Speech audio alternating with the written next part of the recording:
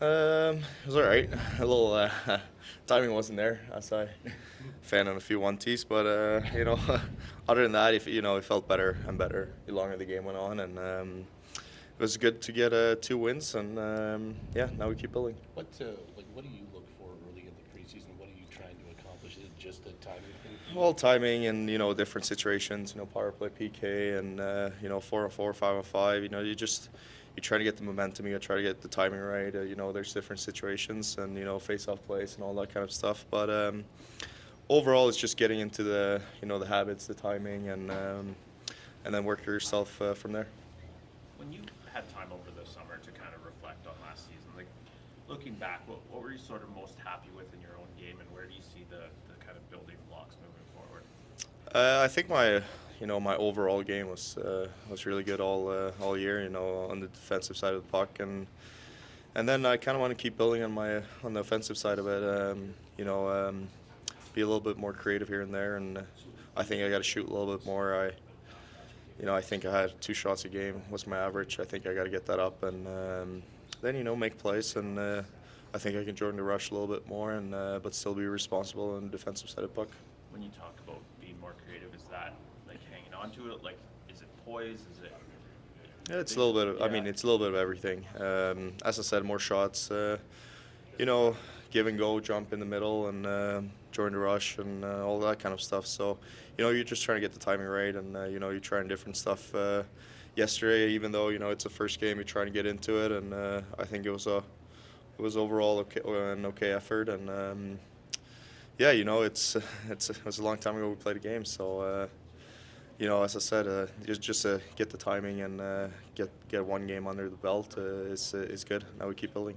Even though everyone's trying to knock the rust off, when you whiff on a couple on the same shift, do you hear it from the boys? Yeah, yeah. I haven't seen Manji today, thank God. So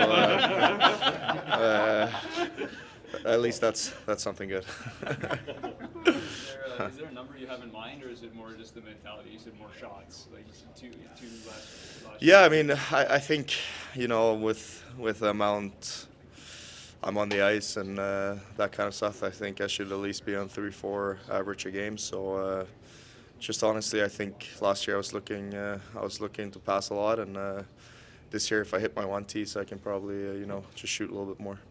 What goes into that? Is that coaches kind of telling you at your end these rests we want you to shoot more? Is that you kind of? I mean, we always talk about the D shooting a lot, and I think I'm one of those guys who wants to make an extra pass, and I just sometimes it's just you're never happy. You saw in the playoffs when I scored from my own zone, and so you just got to throw some pucks at the net, and kind of work from there.